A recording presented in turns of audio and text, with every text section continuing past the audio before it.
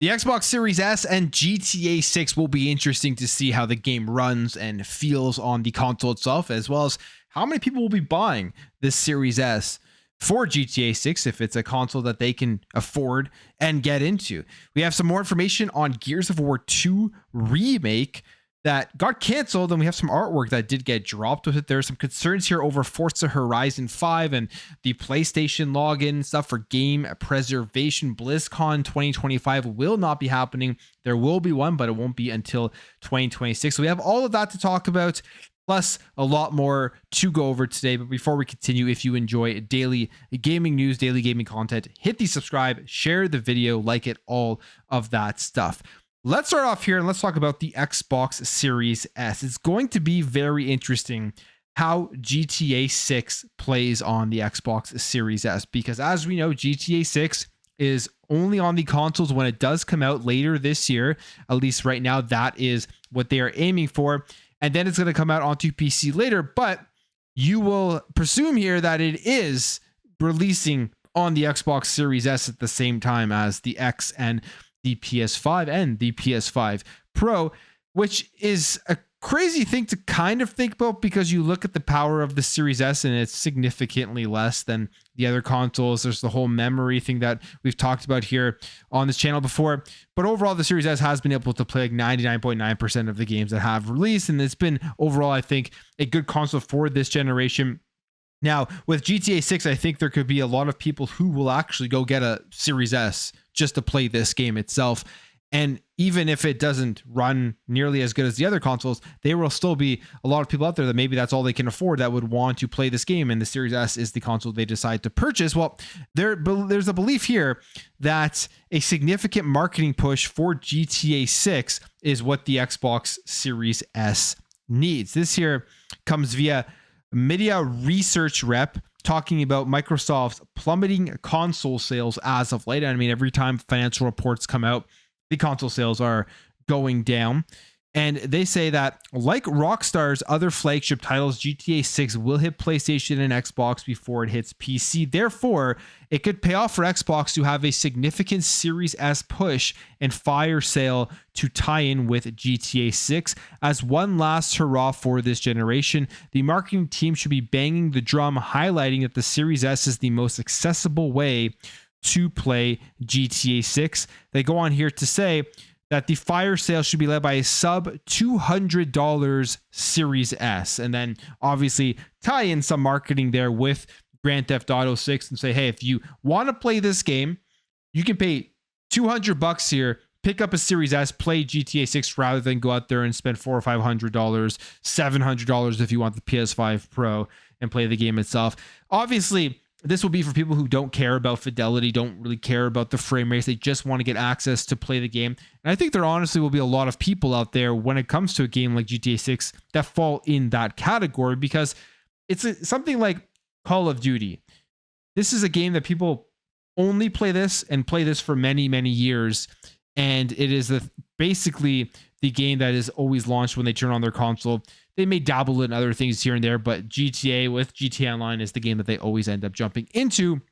And they just want a way to get into the game itself. They don't really care about having the best solution, the highest powered console out there on the market to be able to play the game. So they could do some marketing here that could push this thing off the shelves. But I also think at the end of the day, they should be doing this for all of the consoles. They should be doing this for the Series X and the PS5 and everything. I wonder who's going to have the full marketing rights for GTA 6. The rumors right now are that it is going to be PlayStation, but we don't fully know that. Or maybe they don't even sign a marketing right to the consoles and they just allow both platforms to market it as much as they do want. So that will be huge, because this game alone, generally, I look at exclusives and everything and I say they don't really push consoles nearly as much as people think that they push consoles, because of the fact that you look at the numbers and the attachment rates are low. GTA 6 will be a game that is not exclusive, but exclusive to the consoles, at least as of right now, that will get consoles moving off of the shelves when it does come out. So I'm excited for this game. I'm excited to see how it disrupts gaming, how it disrupts the market when it does launch, and how it will run on the Xbox Series S. Will there be a huge disparity? I think that they'll be able to get it running on it fine. People have made arguments otherwise. My argument is that it's Rockstar.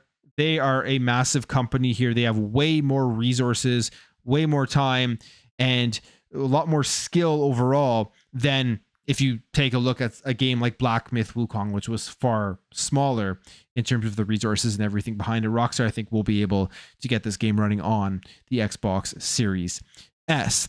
All right, the other thing here is Forza Horizon 5. We know this game is going on to PlayStation, and now there are concerns being raised about game preservation. And all of this is coming up after we heard that if you're a PlayStation gamer, you're picking up Forza Horizon 5, you're in the Xbox ecosystem. You are now a part of Xbox, whether you like it or not, because you have to make a Microsoft account to be able to jump in and play this game.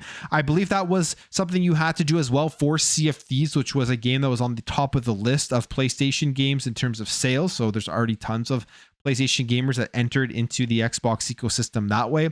Well, we have some more criticisms and some more concerns here when it comes to Forza Horizon 5 and game preservation. This comes via Does It Play. And Does It Play is a great account, a great website in cataloging which games you don't need an internet connection for, which games actually come downloadable on the discs that you could play it even if your console is offline and everything. The reality is there are still a fair amount of games that are like that, but a lot of them you need to have a network connection to jump in. But Does It Play tweets this out. They say, note that we had high hopes for the future, but this from the official FAQ basically kills preservation for the PS5 version. And specifically, they are pointing towards here the need of a Microsoft account, because this was in the PlayStation Network FAQ. Question, do I need a Microsoft account to play Forza Horizon 5 on PlayStation 5? Answer is yes. In addition to a PSN account, you'll need to link a Microsoft account in order to play Forza Horizon 5 on PS5. This process begins the first time you start up the game on your console. We go here into the comments, and people have many questions and everything as to what this all means. This person asks, is there at least a way to unlink an account? This is the issue I'm having with so many companies requiring this. I have a Microsoft account linked from Minecraft that I can't even access. I can't even just bypass it to play. People saying I'm not paying $50 for a digital game anyways. That's another thing with Forza Horizon 5 on PS5 is there is no physical version of this game for that console. This person says, hell no, definitely linking my Microsoft account. Barely use it anyway on my PlayStation. F this. Also, I wonder if this will get as much talked as the PSN stuff on PC. And to be fair, I've talked about both. I said that I don't like either of these solutions. I think both of these shouldn't be there. I mean, you're buying a game on a platform, you should be able to just play it without having to link all of these different accounts, whether it's Helldivers 2 on PC or it's Forza Horizon 5 on PlayStation. I am against this practice overall. And if it does affect game preservation, like they do say here, that's another thing that I think is a negative for this. And I wish this would somehow be able to have a workaround or go away, so in the future you could still end up playing these games. All right, let's talk about Gears of War 2 Remake, which is an interesting time to talk about this because we've been hearing so many rumors about the Gears collection and finally getting those older games brought back for the newer generation of consoles, which I really hope does happen. But if it does happen, it better be coming with multiplayer. Well, apparently Gears of War 2 was getting a remake. It was canceled by Xbox, and we now have some artwork that has been shared here 10 years after the fact. And you can see here, it's just one sort of thing here, but this person named I Sanchez puts this post here on, I believe this is Reddit where you're seeing it, but I think he posted it on X, and he says, old work, I did this 10 years ago, now as a part of material test for remaster of Gears of War 2, that's never happened. So they were making this game, they were bringing it back, it got canceled, and now we're again in the talks of it potentially coming back in a collection. So they could be revitalizing all of this older work that was done, and then eventually we'll be getting it into a massive collection. I do hope it happens. I think we will get information about something Gears this year, whether that is the release date for Gears E-Day or if it's the announcement of the Gears collection. All right, let's talk the RTX 5060. We've got in the 5070, 5070 Ti, 5080, 5090. We haven't heard anything about the 5060, which is going to be coming out. Now we have some more information here about the RTX 5060, which apparently is being valued around $300 to $400. This comes via WCCF Tech, and they say that an Acer pre-built system has this in it. And they go on here showing it off. This is in euros with this pre-built with the 5060 in it. It's 1589 euros. So they're taking that, reducing it down to the parts and how much they cost, and they're valuing the RTX 5060 coming in here at around 250 to 350 euros. So there will be a lower tier RTX card, of course, for, I would say, the one that will be pushed to sell as many as possible at the price point that they are targeting for it.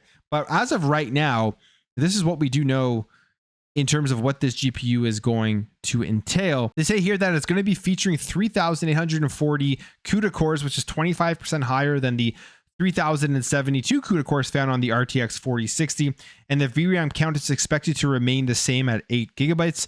And the newer model will utilize GDDR7 technology running at 28 gigabit per second through a 128-bit memory bus, and the memory bandwidth will be around 448 gigabytes per second, nearly 65% increase over the 272 with the RTX 4060. So there will be some more PC GPUs. All the new ones are hitting the market with the AMD cards, and now obviously the Nvidia cards all hitting there.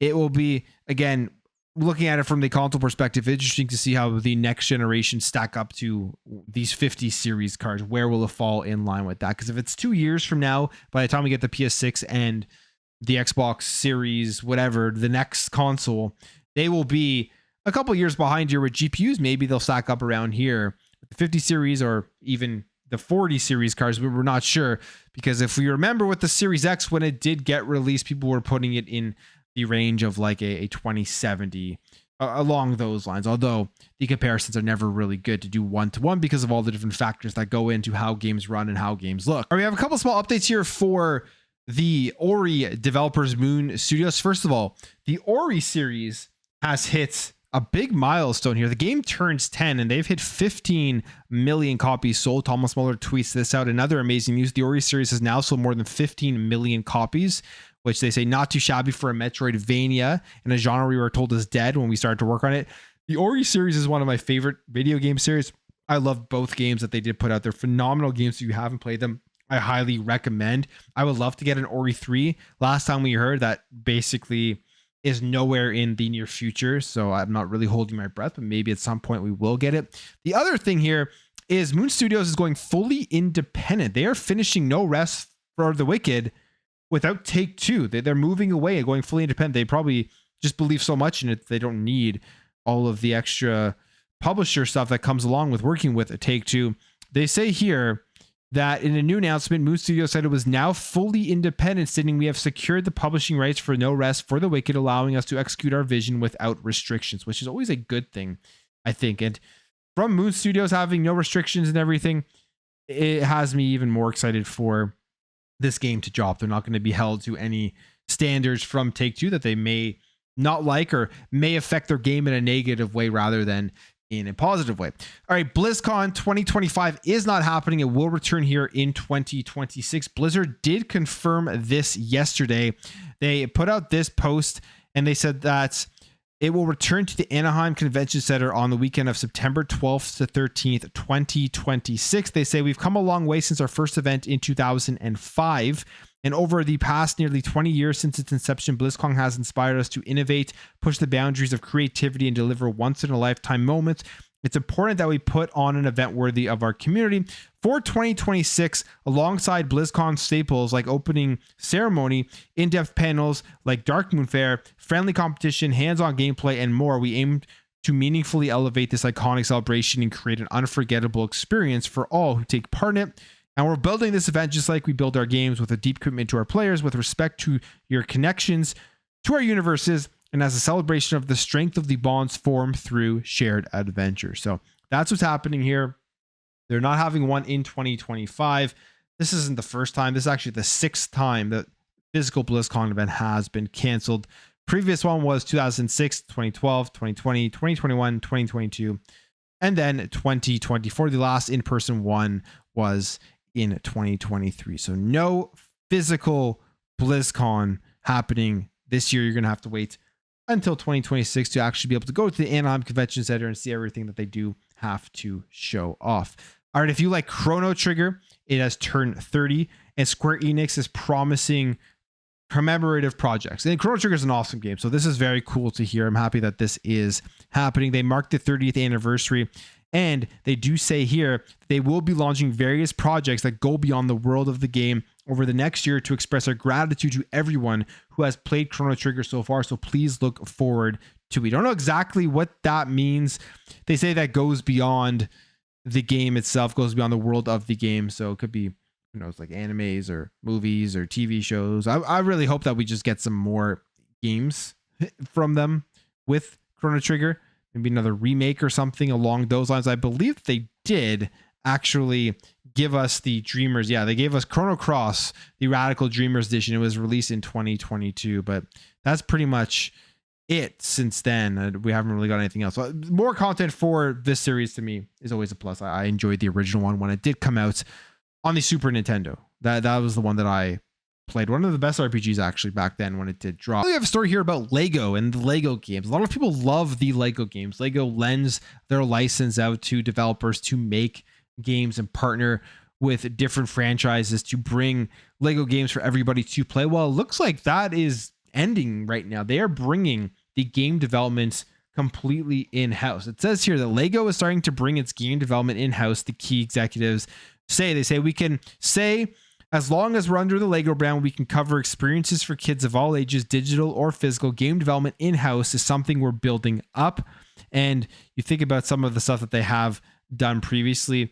They've made many games with TT Games, series of Lego adventure games that have released over the last 2 decades. And you've seen like the Lego Harry Potters, the Lego Skywalker Saga, which was a very cool game. They've also partnered with 2K for 2K Racing and stuff like that. But they are bringing all of the Lego game development now in-house, and they're going to be able to just give us way more Lego stuff, whatever they do want to do. Not sure how much this will affect the development of it. They do also say that they're not sure that this means that there's not going to be any more collaborative efforts going forward, but they are just trying to bring it all in-house and be able to probably have full control over the Lego license IP and the games that do get made. I'm going to end the video there, guys. If you did enjoy this video, hit that thumbs up. If you're new here, hit that subscribe, and I'll catch you guys in the next video.